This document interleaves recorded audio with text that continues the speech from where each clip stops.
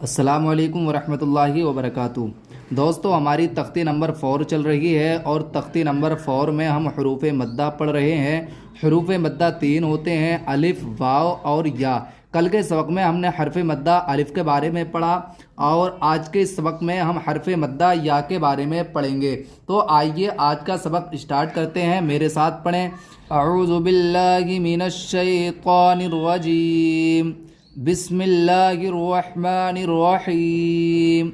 حمزہ یا زیر ای۔ کل کے سبق میں نے آپ کو بتایا تھا کہ حرف مدہ الف سے پہلے زبر ہو تو کھنچے گا، اور آج کے سبق میں قاعدہ یہ ہے کہ حرف مدہ یا سے پہلے زیر ہو تو کھنچے گا، یعنی کہ اگر کسی حرف کے ساتھ میں یا ملا ہوا ہے اور یا سے پہلے زیر ہے تو آپ کو فوراً سمجھ جانا ہے کہ وہ حرف کھنچے گا۔ جیسا کہ یہاں پہ با ہے اور با کے ساتھ میں ہم نے یا ملا دیا، تو آپ دیکھیں قاعدہ یہ ہے کہ حرف مدہ یا سے پہلے زیر ہو تو کھنچے گا۔ اب ہم نے با کے ساتھ میں یا ملا دیا، یا حروف مدہ میں سے ہے اور یا سے پہلے زیر ہے، تو آپ کو دیکھتے ہی سمجھ جانا ہے کہ یہ حرف کھنچے گا۔ تو اب آپ کو پڑھنا اس طرح سے ہے: حمزہ یا زیر ای۔ اس کے پڑھنے کا طریقہ وہی رہے گا کہ پہلے آپ کو حرف پڑھنا ہے، حرف کے بعد آپ کو حروف مدہ پڑھنا ہے، چاہے حروف مدہ الف ہو، چاہے حروف مدہ یا ہو، چاہے حروف مدہ واو ہو۔ پہلے آپ کو وہ حرف پڑھنا ہے جو حرف یا کے یا الف کے یا واو کے ساتھ مل کے آئے گا، تو پہلے آپ یہ والا حرف پڑھیں گے، اس کے بعد آپ حروف مدہ پڑھیں گے، اس کے بعد آپ حرکت پڑھیں گے، جیسا کہ حمزہ یا زیر ای۔ تو ہم نے اس میں پہلے حمزہ پڑھا، پھر اس کے بعد ہم نے یا پڑھا، پھر اس کے بعد ہم نے زیر پڑھا، اور پھر ان تینوں کو ملا کر کے جو آواز آئی ہے ہم نے وہ پڑھی۔ ایسے کہ با یا زیر بی، تو پہلے ہم نے با پڑھا، پھر یا پڑھا اور پھر زیر پڑھا، پھر ان تینوں کو ملا کر کے جو آواز آئی ہم نے وہ پڑھی۔ آپ کو یہ دیکھنا ہے کہ جہاں بھی یا ہو اور یا سے پہلے زیر ہو تو آپ کو فوراً سمجھ جانا ہے کہ وہ حروف کھنچے گا۔ تا یا زیر تی، سا یا زیر ثی، جیم یا زیر جی، ح یا زیر حی، خا یا زیر خی، دال یا زیر دی، ذال یا زیر زی، را یا زیر ری، زا یا زیر زی، سین یا زیر سی، شین یا زیر شی، صاد یا زیر صی، ضاد یا زیر ضی، وا یا زیر طی، زوا یا زیر ضی، عین یا زیر عی، غین یا زیر غی، فا یا زیر فی، قاف یا زیر قی، کاف یا زیر کی، لام یا زیر لی، میم یا زیر می، نون یا زیر نی، واو یا زیر وی، ہا یا زیر ہی، حمزہ یا زیر ای، یا زیر ی۔ تو آج کے سبق کو بھی 2 پارٹس میں بانٹا گیا ہے۔ پہلے پارٹ میں آپ دیکھ رہے ہیں کہ حروفوں کو الگ الگ رکھا گیا ہے، اور دوسرے پارٹ میں آپ دیکھ رہے ہیں کہ ان حروفوں کو جوڑ کر کے ایک لفظ بنایا گیا ہے۔ جیسے کہ یہاں آپ نے پڑھا تھا دال یا زیر دی، اس کے بعد آپ نے پڑھا تھا نون یا زیر نی۔ تو اب ہم نے دال یا زیر دی اور نون یا زیر نی، ان دونوں کو ایک جگہ ملا دیا تو یہ بن گیا دینی۔ دال یا زیر دی، نون یا زیر نی، دینی۔ اب اگر میں آپ سے پوچھوں کہ بتائیں اس لفظ میں کون کون سے حروف کھنچیں گے، تو آپ کا جواب ہوگا دال بھی کھنچے گا اور نون بھی کھنچے گا، اس لیے کہ میں نے آپ کو بتا دیا کہ حرف مدہ یا سے پہلے زیر ہو تو کھنچے گا۔ اب جہاں حرف مدہ یا ہے اور یا سے پہلے زیر ہے تو آپ کو سمجھ جانا ہے کہ وہ حرف کھنچے گا۔ ایسے ہی یہاں حرف مدہ یا ہے اور یا سے پہلے زیر ہے تو سمجھ لیں کہ نون بھی کھنچے گا۔ اب یہ پڑھا جائے گا دینی۔ ایسے ہی فا یا زیر فی، ہا زیر ہی، فی ہی۔ اب دیکھیں یہاں حرف مدہ یا ہے اور یا سے پہلے زیر ہے تو آپ کو سمجھنا ہے کہ فا کھنچے گا۔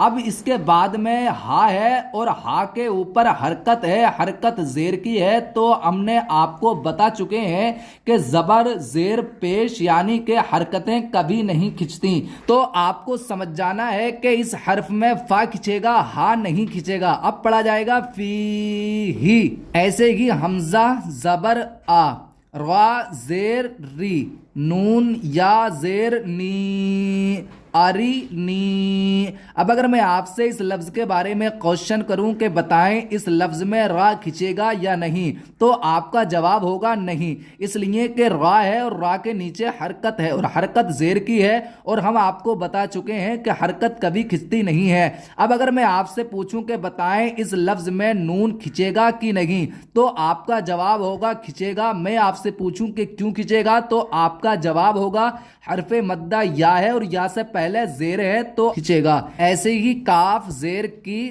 تا, الف زبر تا, کتا, با یا زیر بی, کتابی.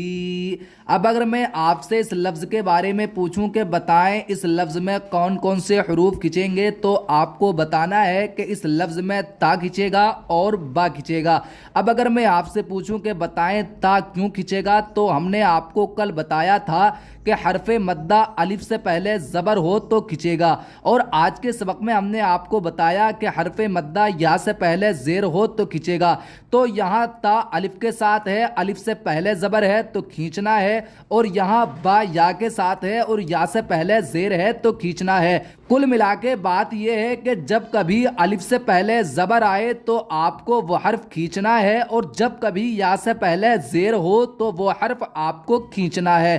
ایسے ہی حمزہ پیش او, جیم یا زیر جی, اجی, با پیش بو, اجیبو. اس لفظ میں آپ کو خود سوچنا ہے کہ کون سا حرف کھنچے گا. ایسے ہی یا پیش یو, واو الف زبر وا, یوا, را یا زیر ری, یواری. اب آپ کو اس میں حساب لگانا ہے کہ الف ہے, الف سے پہلے زبر ہے, تو آپ کو فوراً سمجھ جانا ہے کہ واو کھنچے گا.